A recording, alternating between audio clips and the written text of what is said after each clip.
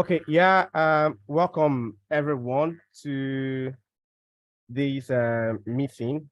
It's both a meeting and an intellectual exercise where we'll be listening to very two good academics, Chiamaka Ojiako and Uchechukwu Ngwaba. So we are pleased to have you both here today. This webinar is hosted by the AAATWG,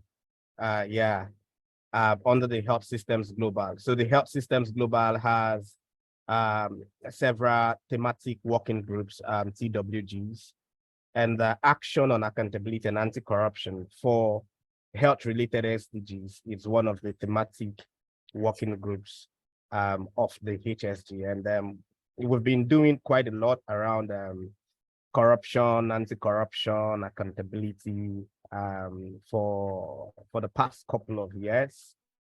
And webinars are part of the activities we host, and so that we can have people come around and talk to us through what they are doing with respect to anti-corruption and accountability. So today we will be looking at the work done by Chiamaka Ojiako and Uchechukwu Ngwaba. They'll take us through what they've done or what they've been doing, as Chiamaka earlier said. So that means it's still a work in progress. But interestingly, a paper has been published from that wonderful work they've been doing. And that paper is titled Mapping of Freedom of Information Request for the Publication of COVID-19 Vaccine Supply Contracts, published in a very good, very great journal. That's the Journal of Transnational Human Rights Review. So at this point, we would introduce Chiamaka. And Chiamaka, you would help us introduce Dr. Uchechukwu as well, and then you commence your presentation. So who is Chiamaka Ojiako? So yeah, sorry, just a minute. Yeah, so Chiamaka Ojiako is a lawyer and a health policy professional with diverse work experience in the public, non-profit, and international development sectors. She has an MPA in Health Policy and Management from New York University. Her work is at the intersection of law, research, policy analysis, and advocacy, focusing on addressing health systems governance gaps, and of course, fostering health equity. She is the host of the Global Health Law and Policy Weekly platform on the Global Health Clubhouse. So Clubhouse, it's a social media platform, and Chiamaka does pretty much a very great advocacy on that platform with respect to health systems, governance, policy, and advancing health equity. So please, I would want to say, if you want to join the TWG, please, you're free. It's open to all. We would share the link with you in the chat, and so that you can join the TWG. So at this juncture, I'll hand over to Chiamaka Ojiako to take us through the presentation. And please do us the favor of introducing Dr. Uchechukwu Ngwaba. Thank you so much, Chiamaka. Thank you so much, Prince, for the introduction. I think I'll leave it to Professor Uche to introduce himself. Professor Uche, would you mind introducing yourself? You're on mute. Thank you very much. My name is Dr. Uche Ngwaba. I am an assistant professor at the Lincoln Alexander School of Law, Toronto Metropolitan University, Canada. My work intersects in the area of human rights and public health, and I'm interested in global health systems and how they operate, and the laws, the institutions, and the mechanisms that allow for better health outcomes in health systems. I'll leave it there. Thank you, Dr. Uche. So I'll just share my screen. All right, thank you.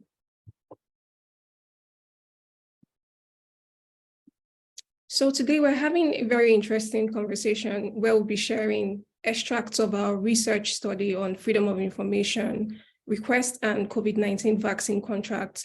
And our topic today is COVID-19 vaccine contract secrecy, how the right to information became a casualty of the COVID-19 pandemic response. And we're going to be looking at a background on the study. Why did we even start this research? What are the research questions we looked through and the methodology we adopted? We'll discuss some thematic areas in our research study, share the key findings, conclude, and also give you some updates since this research was conducted. So the World Health Organization approved 11 COVID-19 vaccines in its emergency use listing, and 40 vaccines were approved for use by at least one national regulatory authority.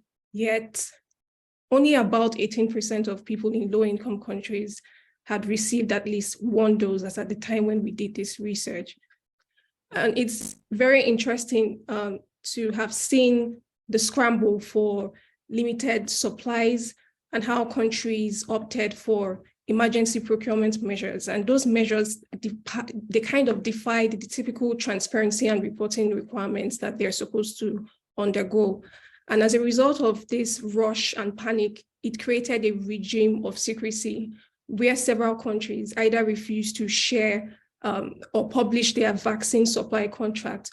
And when they obliged request, it was in a very redacted format such that it was no longer useful. So what we saw was that there was a clash between the right to freedom of information and countries' need to protect public health interests. We're going to discuss furthermore in our presentation what we mean by protecting public health interests in this context. And so informed by this development, we secured an Open Society Foundation grant from Transparency International to investigate this phenomenon. So Dr. Uche is going to take us through the research questions and methodology. Thank you, Amaka. Next slide, please.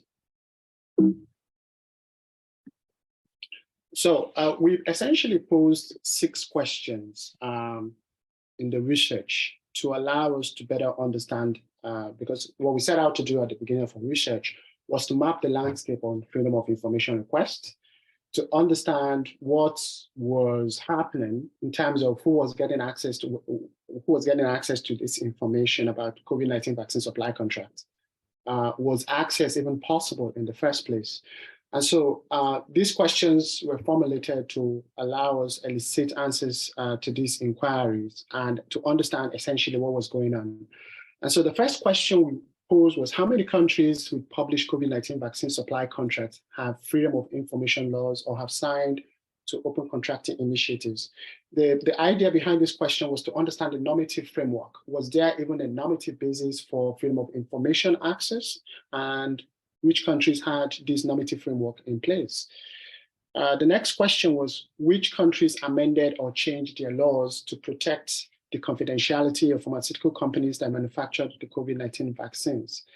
Here we wanted to see if the advent of COVID-19 purchasing had led to a normative shift in the way people treated access to, or countries treated access to information regimes. The third question was, what is the success rate by country, regionally, and globally of freedom of information requests regarding COVID-19 vaccine supply contracts? COVID-19 vaccine supply contracts. So we wanted to understand whether the regime in place was being successfully utilized to get access to information about what was going on the ground. The fourth question was, what were the justifications for approvals or rejection of freedom of information requests for vaccine supply contracts? The fifth was, what kind of approaches were most successful for carrying out freedom of information requests for COVID-19 vaccine supply contracts? What are the contextual factors that have contributed to the approvals or rejection of freedom of information requests for COVID-19 vaccine supply contracts? Next slide, please. I think that was 5 questions. So in trying to respond to these questions, we needed to look at a variety of data sources. We started out by trying to understand what the primary literature was saying about freedom of information regimes generally. So we undertook a very comprehensive desk review where we reviewed primary legal sources dealing with the enabling frameworks for freedom of information regimes globally, regionally, and nationally to establish which countries already had a normative framework in place guaranteeing access to information. Then after the conclusion of our desk review, we still had gaps. There were a number of questions. We came out of that process with a number of questions that we needed to engage with stakeholders. So we adopted a qualitative research method of engaging with data by essentially speaking to key stakeholders with in-depth knowledge of the legal, political, and institutional processes for securing information about COVID-19 vaccine supply contract. The interview subjects we spoke to were stakeholders, key stakeholders who were at the front lines of trying to elicit information around freedom of information, or who had engaged in a lot of advocacy around guaranteeing access to information. So they were really the right persons to be speaking to because they were able to tell us what the environment had now become. And then we also did engage in quantitative analysis of data. But here we were looking at archival sources, detailing freedom of information requests and responses to those requests across different countries and regions. And we mapped specifically 23 buyers in different geographical regions to assess their success rate and the strategies deployed and the justifications for denial or partial access. Maka, I think you are taking it up from here. So yeah, so essentially, when we got all of this, we collected, compiled, and analyzed the information on freedom of information requests. And in doing so, we tried to understand what were the legal factors, what were the institutional factors or strategies, and the political strategies that were engaged by stakeholders that were that were engaged by stakeholders, and then the stakeholders that were impacted by these strategies, or the key actors that were also behind the regime of secrecy. So we wanted to understand here what tools were being deployed. Are they political tools? Are they legal tools? Are they institutional tools? Who are those deploying these tools? Against whom are they deploying them? So in doing so, we're able to understand broadly the landscape on freedom of information. But beyond that, a second component of our work was also trying to understand the human rights impact of the regime of secrecy around COVID-19 vaccine supply contracts.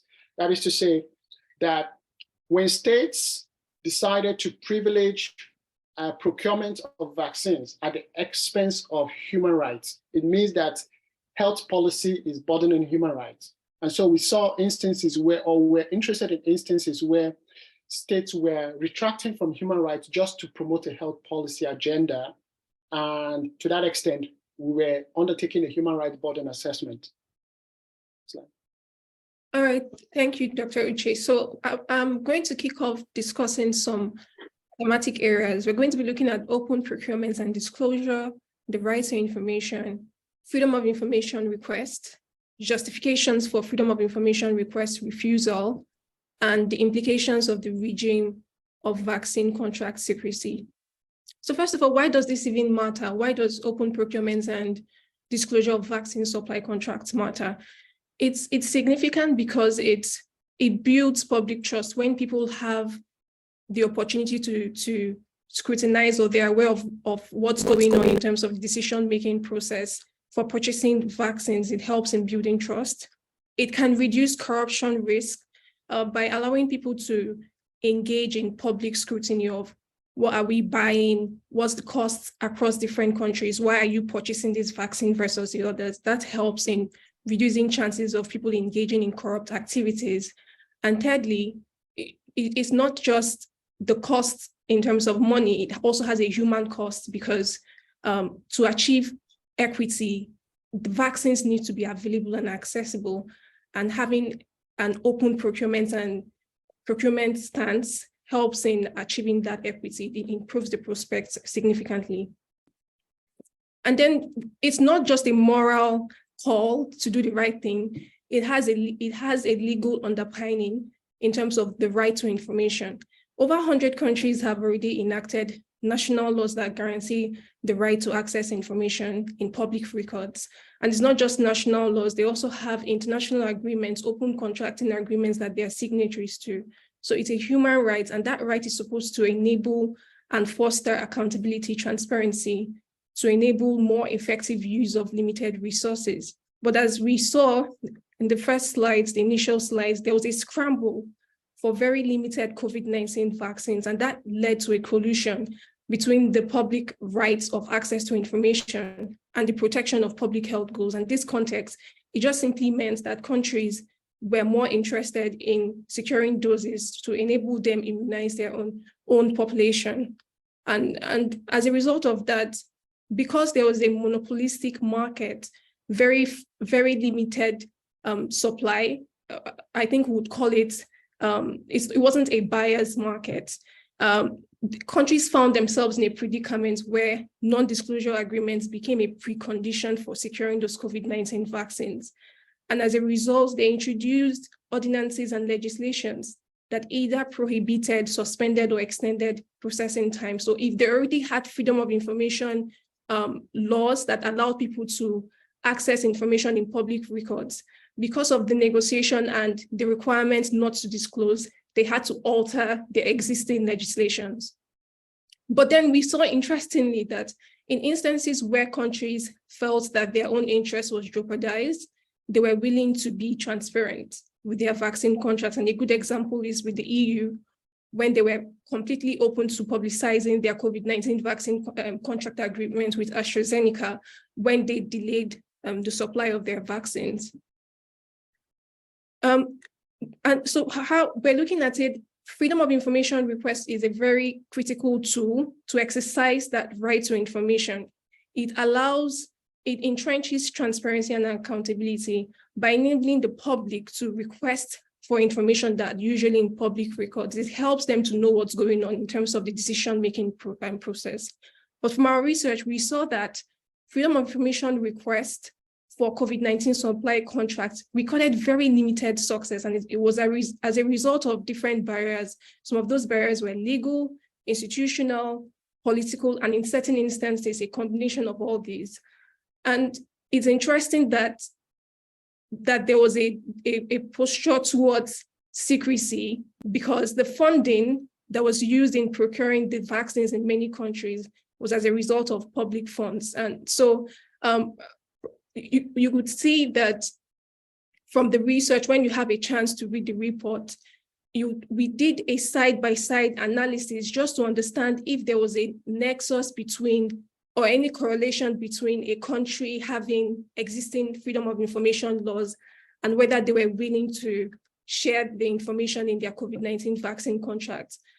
Professor Uche, when discussing the findings, would let us know what the finding was in that terms, but from the map, you would see that we did like a side-by-side analysis just to understand if a country had freedom of information laws or they were subscribed to an open contracting agreement, would that improve the chances, or did that have any influence on whether or not they disclosed their COVID-19 vaccine contracts?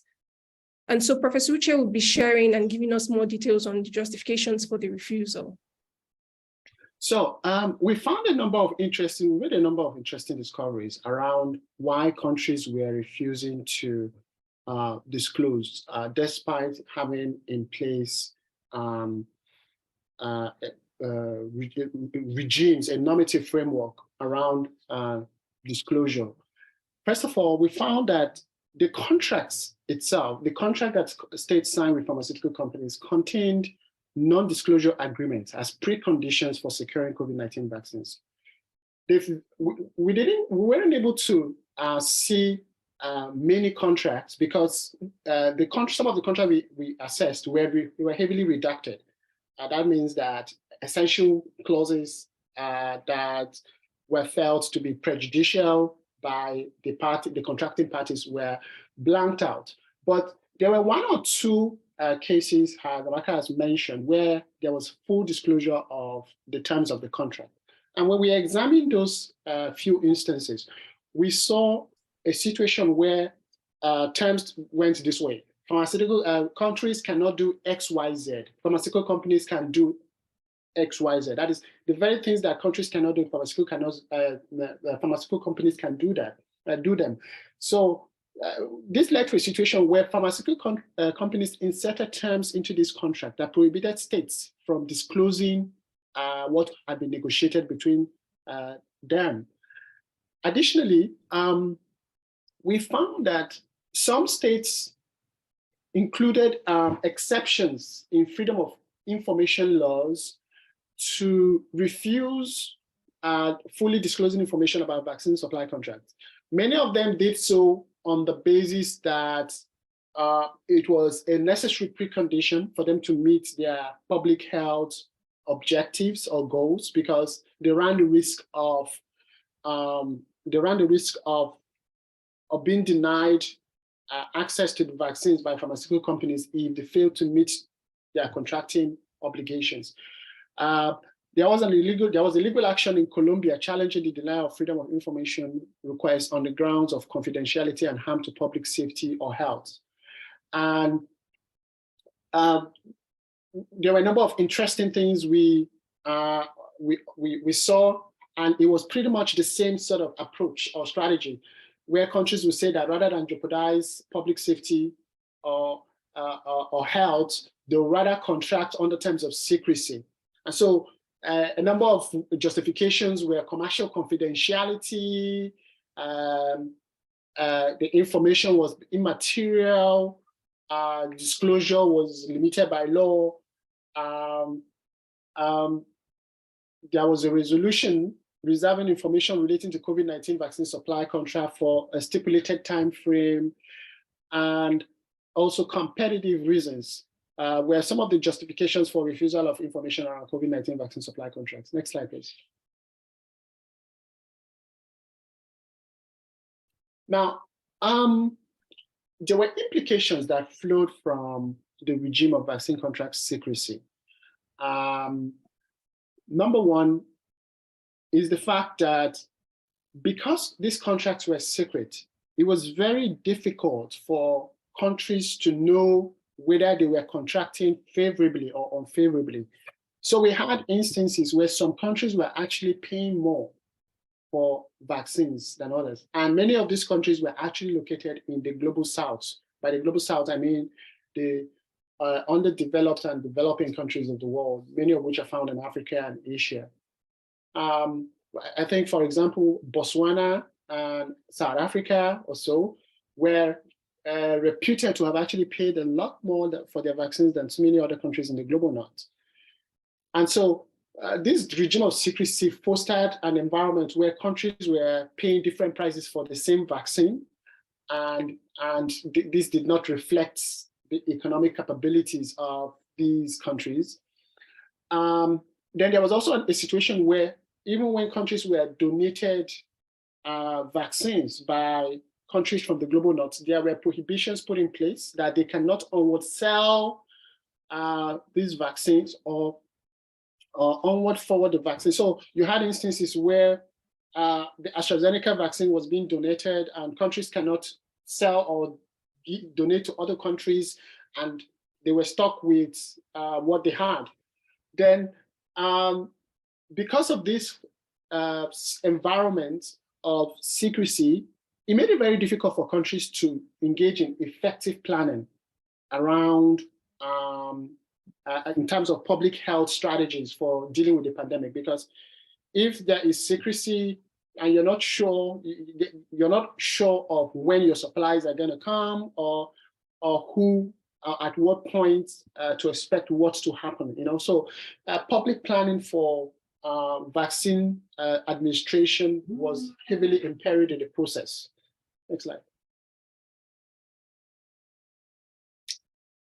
And so this led to a number of startling findings. First of all, we found that the key actors in this regime of COVID-19 vaccine contract secrecy were governments pharmaceutical companies, the media, civil society organizations, and all of these actors were engaged in different strategies around dealing with the environment on access to information or lack thereof.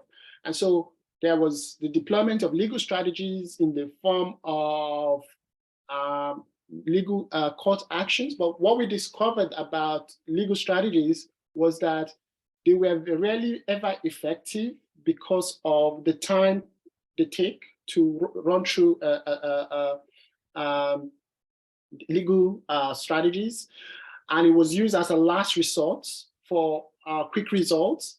And it wasn't in every geographical context or climates that legal strategies were effective, because they required a very robust and advanced legal system that was capable of supporting and sustaining these sort of strategies. And even when they were successful, as we saw in a number of cases that we examined, the information that was released was heavily redacted. So it was pretty much a firing victory. There was really nothing much coming out of it. Political strategies were more effective to some extent, in the sense that it involved engaging political structures and decision makers behind those structures to bring about disclosure of information. So we had instances where political pressure placed on legislators and other political actors led to disclosure of vaccine contracts, albeit in very redacted form. And then, of course, there were instances where some states were prepared to make political commitments to disclosure as a default posture on vaccine transparency. And then we had media and institutional strategies that were also deployed. The work of the media through investigative journalists and whistleblowers was by far the most effective strategy that was deployed in uncovering information about COVID-19 vaccine supply contracts. Out of the three strategies, this was most effective for circumventing the regime of secrecy. And most of the solid information we got around what was happening actually came from whistleblower reports or media leaks. But its efficacy depended on an enabling environment of strong, effective institutions and a climate of activism that protects transparency and accountability to champion access to information. But then let me also make a comment around something else that we discovered, or that we also tried to map out in the work. And that was this, what we call the human rights impact assessment. So when we were undertaking the human rights impact assessment, what we were essentially doing was we were trying to find out how have public health policies that were ostensibly being utilized to deal with the COVID-19 pandemic, how were they burdening human rights, like the human rights of access to information? And what does this mean for health capabilities? By health capabilities, we're borrowing or we're deploying Amartya Sen's capability theoretical approach, where he says that the aim of human rights is to strengthen capabilities. And so we were looking at essentially health capabilities in the context of the ability of states to be able to deploy or to engage the right policies to achieve the good life for their citizens. Now, what we discovered was that in addition to, of course, what we have, in addition to all we have said about how this impacted on the regime of secrecy, there was a much greater impact on capabilities, especially for states located in the global south. The regime of secrecy around COVID-19 vaccine supply contract was very much inimical to how global south states were able to organize their health systems to serve effectively in promoting the right to health and health capabilities generally. So that was also another startling finding that came out of this research. And I think I've exhausted my slides. Amaka, can you switch on to the next slide? Dr. Uche, would you want to share like the key findings in terms of the other slide that I shared with regards to the relationship between information laws and whether or not? Oh, yes. Matter of fact, what we found out about the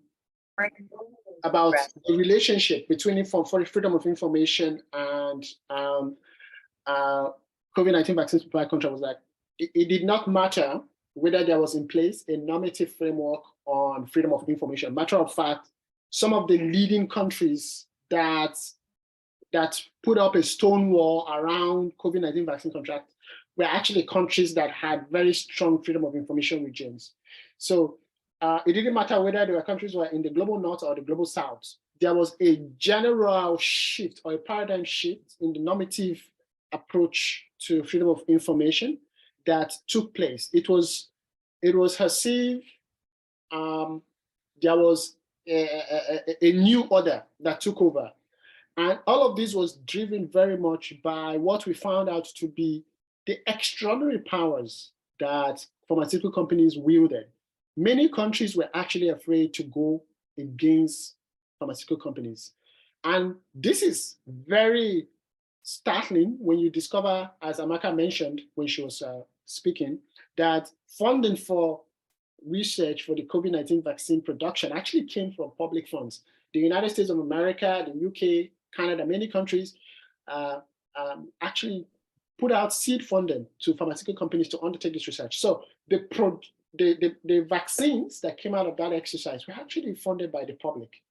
But the pharmaceutical companies took that ammunition to rewrite the rules to make extraordinary profits from the pandemic.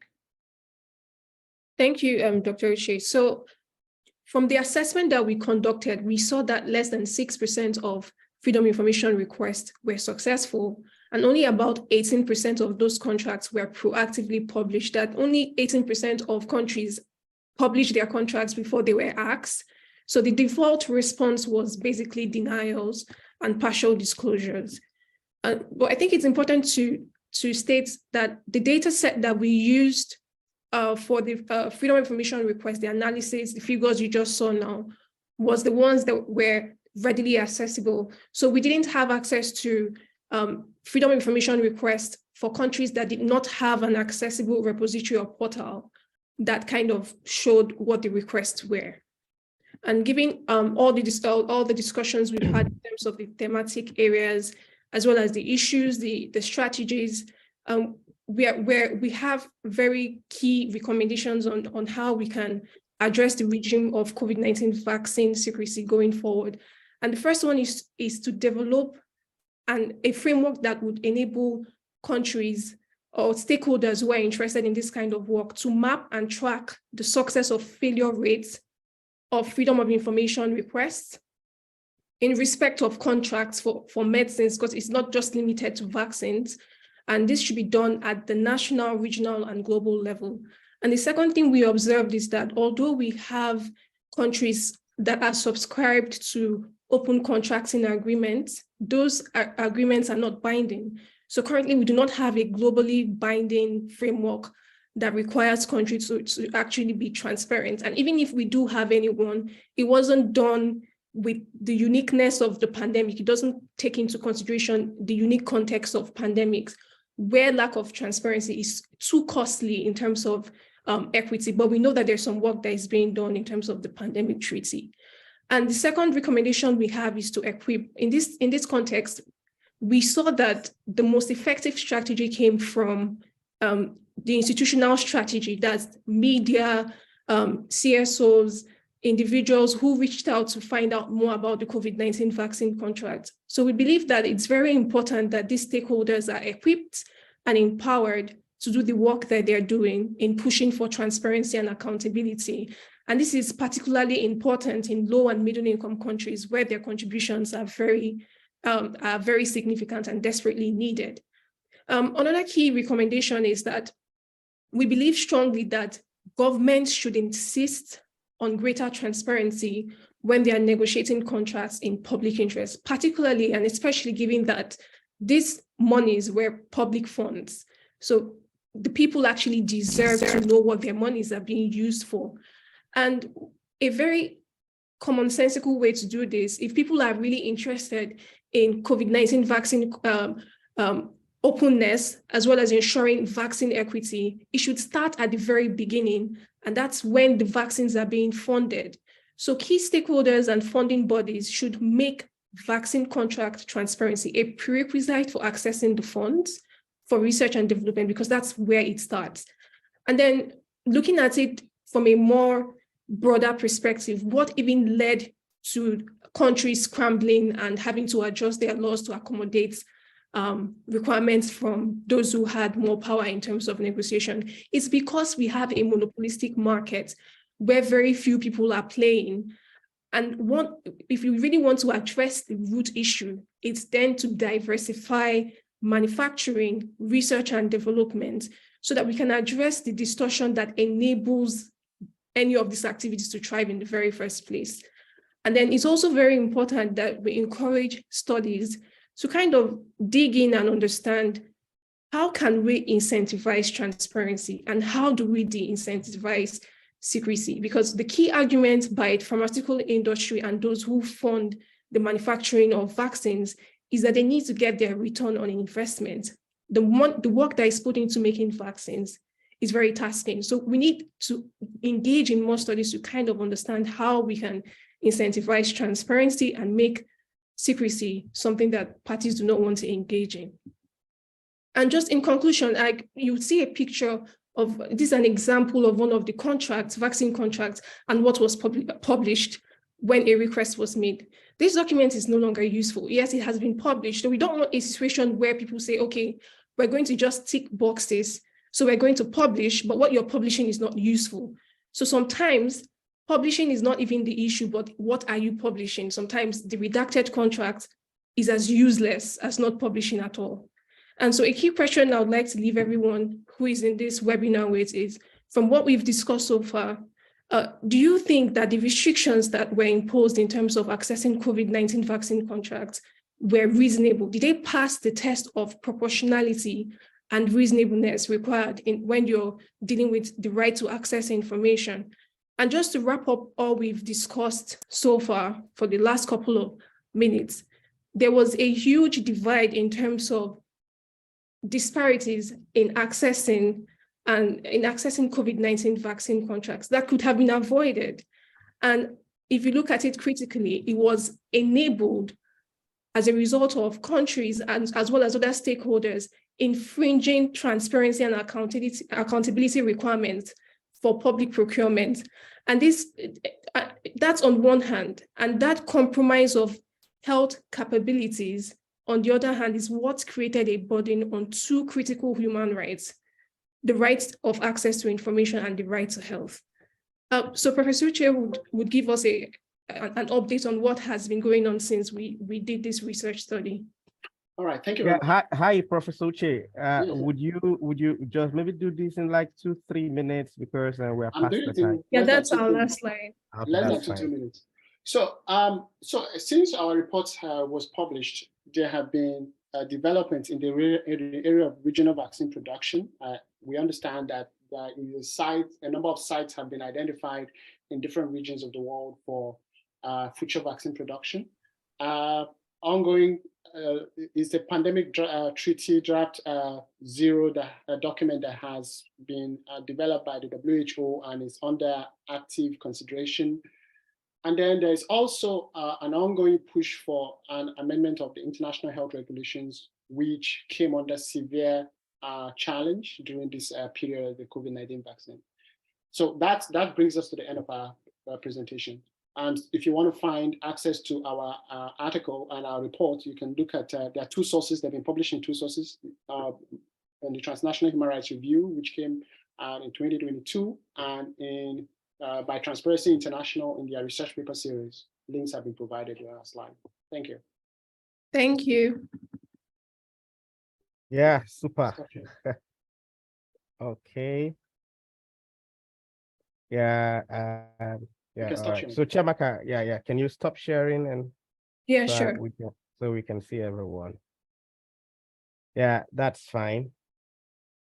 That's fine. Beautiful. So Mohammed is saying if you can post the link. Okay. Yeah, sure. Yeah, to the chats.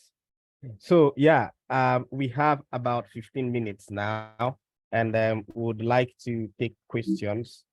Yeah, so feel free to use the hand raising icon. So you just go to where you have reactions. And so you just click on reactions, and then you're going to see the raise hand icon, and you just tap on that. Tabo says he has a question. And so we can see you. All right. So I have a question. And so I'm going to use my right as a moderator to be the first person to ask, and Dina would come in second. Okay, that's fine. So the question I want to ask is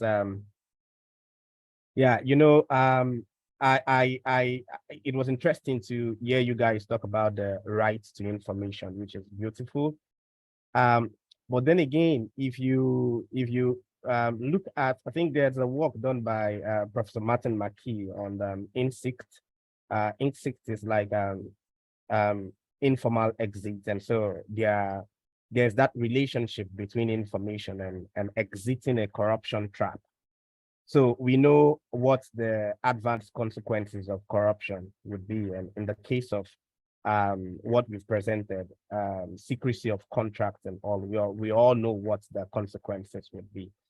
Now, it is one thing to have people to know about these things, and so that's the right to information. But then again, the problem is, what do you have to say concerning exit? And so when we mean exit, is that people are aware, people get to know that these things happen, and the people that perpetuate these things are punished. And somehow, so there's some form of deterrence and to make sure that these things do not happen again in future. So because in countries like Nigeria and so many low and middle income countries where the rules do not really apply, Mushtaq Khan will say it's not a case of rule of law in this country. It's usually a case of rule by law. They can let you to know that, hey, we're doing this thing. Recently in Nigeria, somebody came up and said he used 12 billion to buy 12 fire trucks. It's more like an information. It's out there in the open. Everybody, you're seeing it, that 12 billion was used to purchase 12 fire trucks. But at the end of the day, nothing happens. The CSOs would sue, CSOs would cry, they would shout, the people would scream and go on social media and all, but at the end of the day, nothing happens. So what would you have to say pertaining to the next phase after information, which is acting on this information to make sure that corrupt people are brought to book and to make sure that these issues of unaccountability and corruption do not happen again? Thank you. Okay, thank you very much for your question. So Uche, would you want to take all the questions and respond to them, or would you want to take each question and you respond? Which would you prefer? We could play by the ear as it comes. We take it. Okay, that's fine. Yeah, so go ahead. Okay. So your question speaks to institutionalism. That is to say, yes, there is now an enabling framework on access to information or human rights. And then the question is, what is the next layer? Where do we go from there? Mm-hmm. If you look through time, through history, you see that every country has gone through this process of evolution where institutions have been strengthened to be able to operate outside of human beings, strong persons. In African politics, there's a lot of strongman politics going on, where it's a strong man that is in power for particular laws to operate. We need to move beyond that to where strong institutions, so that no one is above the law.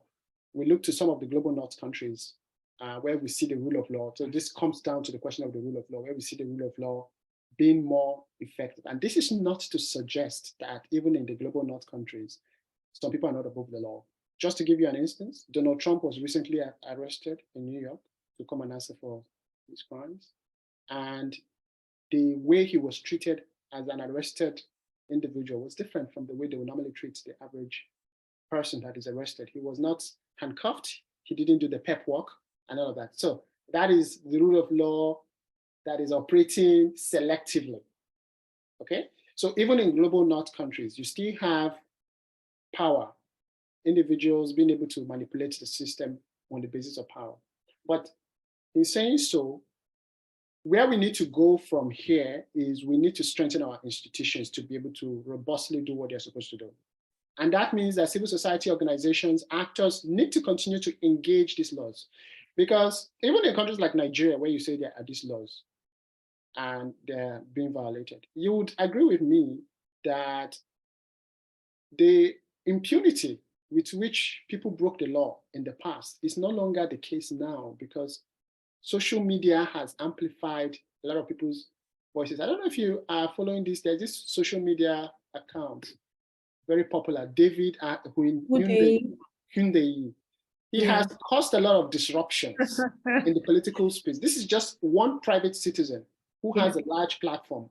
He's causing a lot of disruptions, exposing Guinean passports, exposing all sorts of atrocities, making the ruling party to be scrambling, putting up defense. To show you how effective it is, they now have to put out a word to say, oh no, this didn't happen or this happened. That shows that it is working. So we need to have more of these sort of institutions being developed. Okay? So let me stop there.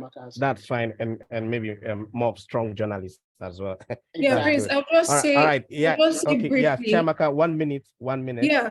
Thank you. I'll just say briefly that it's just your question speaks to enforcement mechanisms, and just as Professor Uche said, just to wrap it up, especially in countries where the institutions are not really strong, as it were, there's a need for improved and increased citizens' engagement in governance. It's not just that David put those things out, it's that people are actively watching. And you see that now, before people would do corrupt things, they would be a little bit uneasy because someone can simply search. So it speaks to enforcement mechanisms and the role of citizen engagement in ensuring that laws are enforced. Yeah, so beautiful. Yeah. So in our anti-corruption work, we emphasize strongly horizontal enforcement and not just vertical enforcement. So enforcement can as well come from the grassroots. That's fine. All right. So Dina and Jonathan Cushin, I think Cushin should be from Transparency International. Cushin, good to see you. I think we last met at Geneva. So good to see you here. All right, Dina, so go ahead. Great. I'll be quite quick. I was really struck by something, Prof. Uche, you said when the new order took over. And I think suddenly we saw these gaps opening, not just in low and middle income countries, this gap with enforcement mechanism. We saw it in high income countries. And you did this work, and Martin McKee, they did a mapping of the European Union and found, other procurement fraud and related to vaccines. So my question is, what is the message here? If even countries with effective frameworks, well-designed or enforcement mechanisms, are very open to some sort of gap or schism open during crisis. What happens in the next crisis? Are we in a cycle of constantly strengthening institutions and then a crisis coming, it all goes, as you said, new world order? So I wanted to get your reflections on this, because what you just said, Amaka, you said, yes, some countries don't have enforcement mechanisms, but you're saying the opposite, that even the countries that do have, you still saw this. So I would like to have your interpretation on that. How do we prepare for the next crisis? Thank you very much, Dina. Matter of fact, and that's a very important question. I would say one word: solidarity or desolidarity. So behind a lot of these negative trends that we have observed was a marked absence of solidarity in terms of understanding that this is a problem that affects every one of us. The second point is that we cannot for one moment take anything for granted in terms of the right to health capabilities, those things that we think, oh, we global north states, we are secured, we are comfortable. We cannot for one moment take anything for granted. Now, here's an important point to note. Because of the absence of solidarity and the willingness to buck the trend and just go it alone, a lot of global north states took actions that did not reflect a commitment to shared principles around human rights. And we saw that with the hoarding of vaccines and all of that. And what then happened was that we now began to see this sort of variant upon variant of COVID that could have been avoided or more effectively dealt with if there was sort of a united action.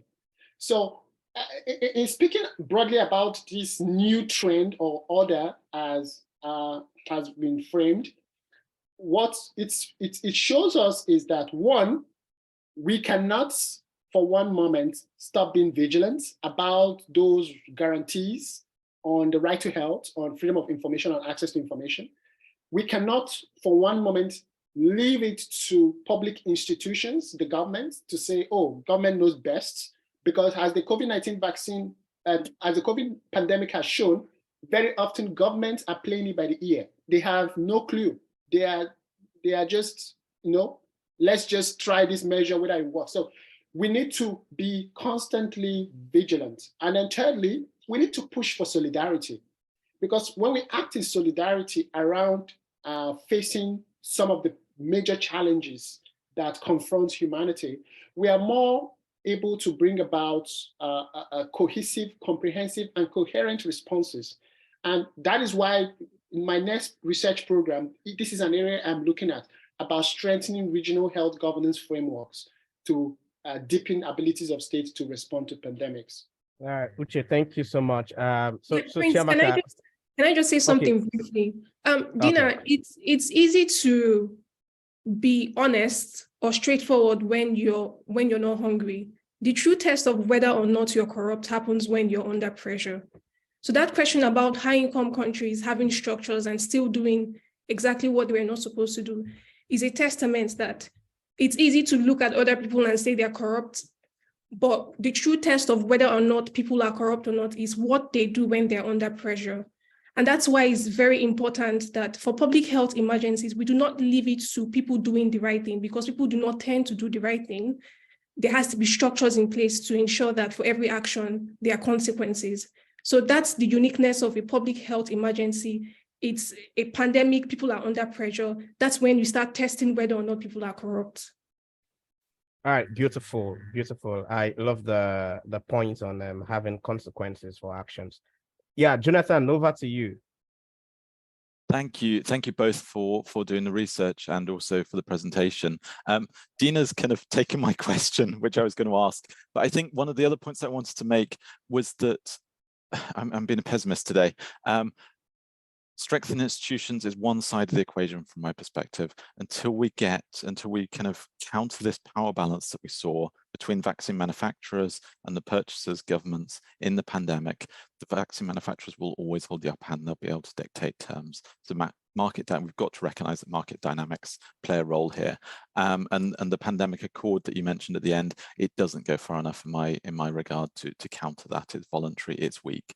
And as you say, kind of regional strengthening institutions, strengthening regional manufacturing, and also regional purchasing mechanisms are one of the ways forward. But the two efforts need really to go hand in hand. We need to have strong institutions in countries, and to diversify the manufacturing, the base to avoid the monopsony.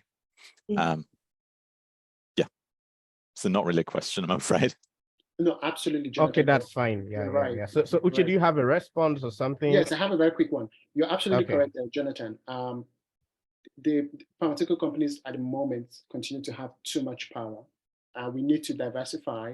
Regional health governance frameworks is the way to go. We currently do not have that in place. Everything is from the WHO down to the national health system. There needs to be an intermediate level to bring about advantage of scale, or where states can be able to band together, small states can band together and become powerful negotiators, whatever it is, whether to access vaccines or to take action. Okay. Yeah, so that's fine. I wouldn't want to say Jonathan's question will be the last, but maybe perhaps we can run into that situation where we can say the last. So do we have any other question from anyone? So let's just be generous with 1 minute. Okay, yeah, so rather than questions, Chiamaka and Uche, you're getting applause. That's fine. Yeah. So thank you, Tabo, on behalf of Chiamaka and Uche for the applaud. So once again, as I said earlier when we started, this webinar is hosted by the Action on Accountability and Anti-Corruption for health-related SDGs. And so it's one of the thematic working groups under the Health Systems Global, and it's free to everyone to be a part of this. And so you can I don't know. Yeah, so I don't know if Joanne, if you can share the link to join. Yeah, this excellent section. Thank you. Yeah, so Chiamaka and Uche. Yeah, I'm taking your congratulatory messages on your behalf. So yeah, action and accountability and anti-corruption for SDGs. Please, everyone should be a part of these. Yeah, everyone should be a part of these. You can equally share with your networks those persons you know who are interested in doing the right things. So if you're interested in doing the right things, then you definitely be interested in corruption and anti-corruption. So please share the link across your networks and ask people to join. And equally, the link to the recording would as well be shared yeah, with everyone, and so that yeah, we can have time to go over that. So once again, I would want to say thank you so much to Chiamaka, thank you so much to Uche, thank you to everyone that has participated in this webinar. Yeah, without you, we definitely wouldn't be there. So Dina, I don't know if you have anything to say, because you are our boss when it comes to anti-corruption and corruption. Well, I just wanted to, what you said, to repeat, to attract everybody to join this group that you just saw in the link in the chat box. And we will definitely have a lot more opportunities, funding opportunities, opportunity to debate, to engage. And so we would like to invite you all to join that group and to have further conversations. Okay.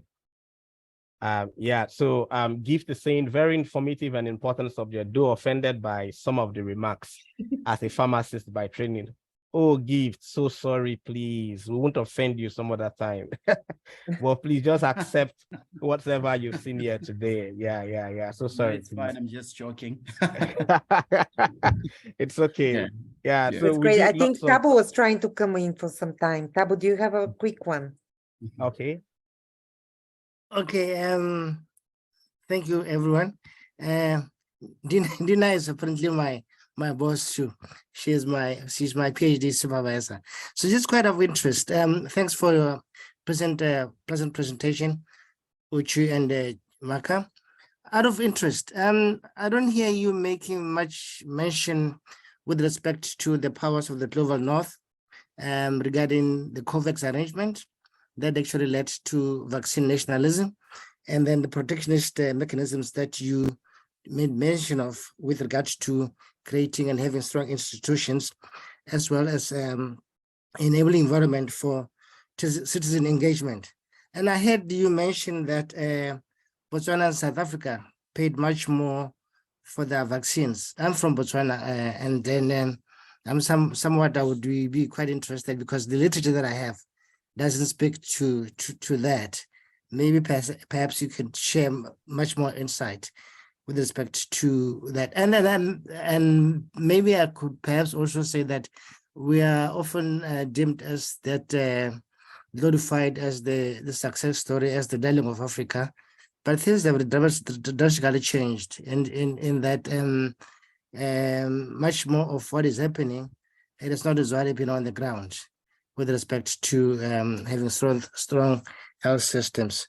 So I thought maybe perhaps you could share more insights with regards to the powerful COVAX arrangement, and then that led to vaccine. Tabu, yeah, 2 seconds more. Okay, 2 seconds. Yeah, no, that's fine. Yeah. All right, so Uche, go ahead. I'll quickly respond. So very wonderful questions there, Tabu. Funny enough, we actually addressed some of these questions in our report. With respect to COVAX, we actually spoke to it and how power imbalance was actually prominent in what was happening. It's part of what we were writing about when we talked about health capabilities and a lack of solidarity. And so, yes, COVAX, we engaged specifically with some stakeholders that informed us around, and they indeed raised a lot of profound concerns about that arrangement. And so we encourage you to look at the report. With respect to the point about vaccine procurement and some countries paying more, that actually came out from our engagement with some of the stakeholders who were actually involved in the field. You know, the literature will not capture this because this is the whole point of this research. We were trying to look behind the curtain to see what was actually happening. So the work we actually did was actually quite revelatory because it revealed some of the things that were happening behind the scenes which nobody was aware of. And this is not captured in the literature. So that's why we need works like this to actually explore this kind of hidden crevices that emerge during times of pandemics. Okay, yeah, all right. Thank you so much, Uche. Yeah, so Chiamaka, you have a follow on LinkedIn. Congratulations. Yeah, thank you. Yeah, so you yeah. can look at the reports. We actually had a section, even though we didn't go in depth into it, we're trying to see, was there a correlation between the pharmaceutical companies, that's where their residing country is, like where their headquarters or where the country is residing, did that play any role or give any leverage in terms of negotiation and ability to access? But we didn't really go that deep. And that's why this is an evolving area. We encourage people to pick up the areas that require more investigation to do their own studies. It's a robust area that the answers, there are so many questions, but you can do your research to find some answers. Yeah, that's fine. So Thabo, you may as well be looking forward to our work. I think we're working on corruption in COVAX administration. Oh, really? Myself, Dina, Gillian, and quite a couple of Professor Uchechukwu, Chiamaka Ojiako. Yeah, so you may be looking forward to work on that when we begin to release them, to the public. And so with that, I would want to, I don't know if Mariam is available to just say hi, to everyone. Yeah, she's been one brain behind this webinar. Mariam, can you say something?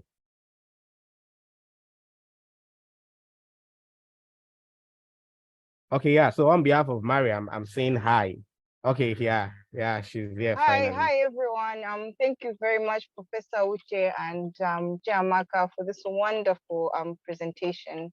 We really benefited from this, and yeah, we look forward to more of your work, and I hope that we'll get involved once more. Thank you very much. Thank you. Thank you.